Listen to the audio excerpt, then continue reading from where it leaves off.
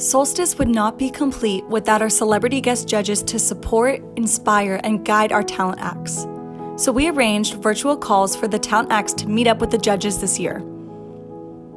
We had Kendall Schmidt, Cody Lindley, Kelly Jekyll, and Jason Earls join our talent acts for a Zoom call where they answered questions from, inspired, and advised the Soulstice acts on their passions in the arts.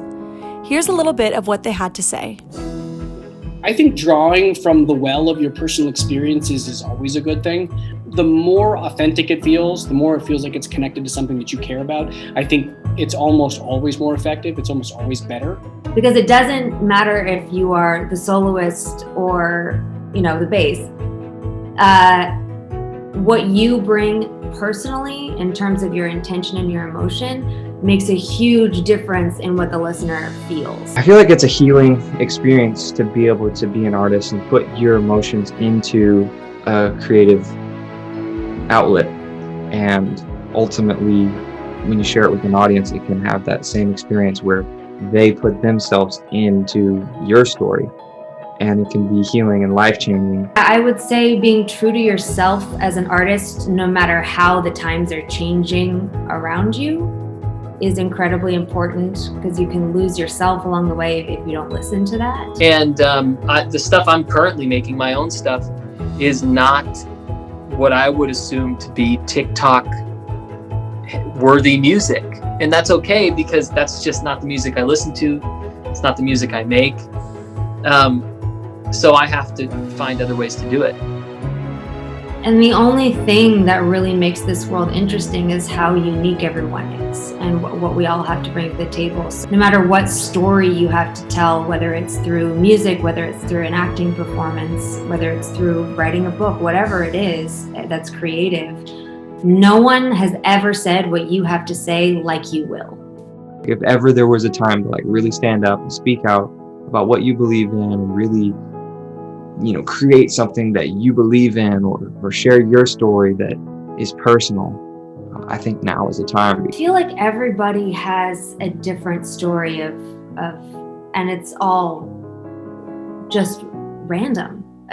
Don't box yourself up.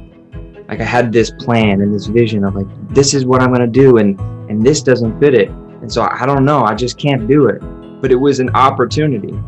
In my mind, I didn't know where it was going to take me. But if I had said no, I have no idea where my life would go.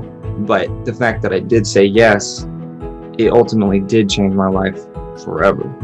Because everybody's journey is just different, Some people, for whatever reason, it's just easy. They go to their first, meeting with an agent, they sign, they book the second thing they ever auditioned for. And I don't understand how it works for those people.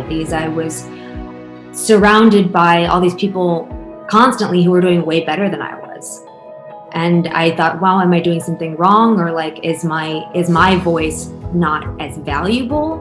And I didn't realize how much I internalized that. Not comparing yourself to anybody else, but just being honest with yourself. Okay, well, what was my grade for me? If it was the best that I could do, then that's a friggin' A. At the end of the day, it's important for me to not mark my value on my status or my achievements, but to see the value in myself just because I'm here. I am enough, period. I don't need to prove anything. Anything I do beyond just being alive and being loving and loving myself and loving my friends and family. As soon as you accept the fact that it's the journey that's the exciting part, and it's the journey that you love, and that the thing that you're doing today is the thing that you're focused on and that you're excited about, and you judge yourself based on, did I put a good effort in today? Did I do sort of the best I can today? And the rest of it doesn't matter. You will be far happier, you'll be far more pleasant to be around, and you'll ultimately be closer to your definition of success than if you put this carrot out there that is almost impossible to reach, because there's always one step further you could go. Do you know what I mean? The fact that you guys are able to create beautiful music in this environment that's a testament to how talented you are and how much you must love it, because it's not our best version of doing this. It's not the most fun way of participating in this thing that we care about. Especially in this kind of situation we're in, it's not the most inspiring life we're living at the moment. So sometimes it's hard to sit down and make something, anything, even just to make a beat or a track. It's really difficult to do. Without art sort of challenging your point of view, then I mean, the world is gray. Nobody wants that. Being alive is all about, you know? You gotta find something to be passionate about. Otherwise, what are we doing? We're getting up every day, we're going to work, we're eating a sandwich and going to bed. Like, that's no good. You know, again, you don't have to do this stuff professionally to be successful or to have it be meaningful or impactful on your lives. So in whatever way you guys choose to participate in it, it's going to make your life better. It makes you more interesting. It makes you consider your world more. It impacts your ability to figure out how you feel about things. What are your politics? I guess no matter what I would do, I would still be doing art, even if I had to, you know,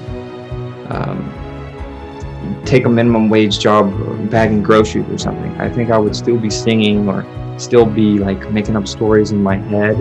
Or art and music, like without it, life would be in a way meaningless.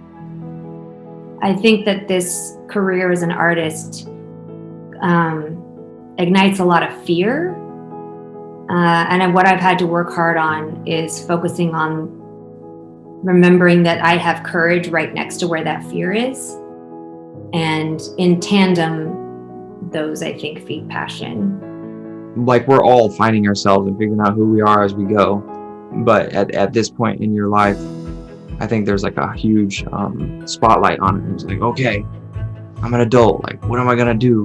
What are my dreams? And so I encourage you to like keep that hope. It just blows me away when people that are already so naturally gifted at things take the time to like put the work in on top of just that you could skate by, but you don't. You're constantly trying to get better. So for me, when it comes to any of this stuff, whether it's as an actor or as a singer or whatever it is that you're really passionate about, you are constantly putting time in towards your 10,000 hours. As I was spending time on set and I was learning what everybody's jobs were, I found that the more I learned about everything that was going on around me, the more effective I was at doing my job. I think it applies literally to any job you have in your life. The more you understand the big picture stuff and you respect the work that other people are doing, the more people will go out of their way to make your job easier if you make their job easier. That's just like a universal thing that is true.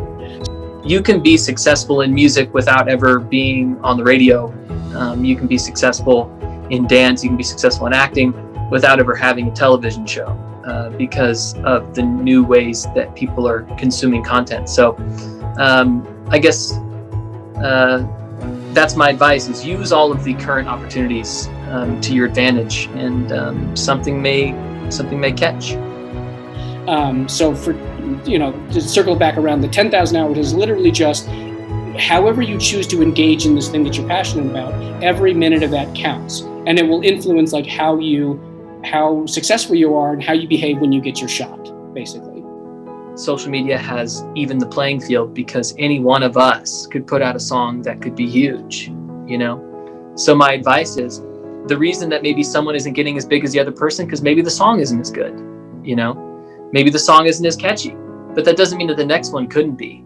I have to give myself a break and be like, dude, you know, like Shakespeare didn't write, you know, Romeo and Juliet like on his first draft. I'm sure it took him time to be able to create a masterpiece like that. You never know, when you're out in the world, like, you should keep your,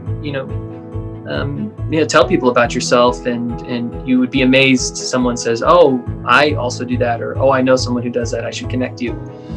Just remaining open, I feel like, is the best policy, and you'd be surprised how many people come along that are like-minded.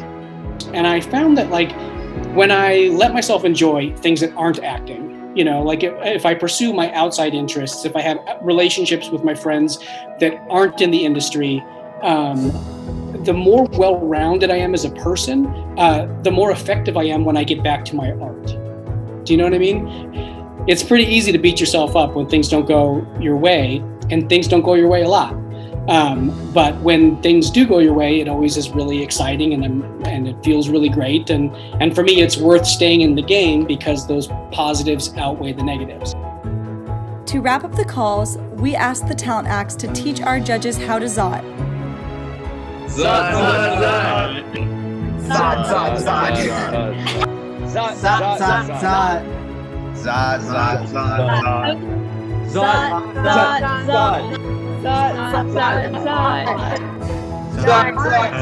zot. You gotta yell it, bro. You gotta just go, you know? I'm in an apartment and I have neighbors, Don't yell. but Don't no. yell. But for you, I'm just gonna blow it out. Zot, zot, zot! Let's go! Hey! Alright. That was hype. Is it like ZOT? Have you heard anteaters make that sound? Thank you to our judges for taking the time to connect with UCI's aspiring young artists to share stories about their experiences in the entertainment industry. We truly appreciate your time and advice.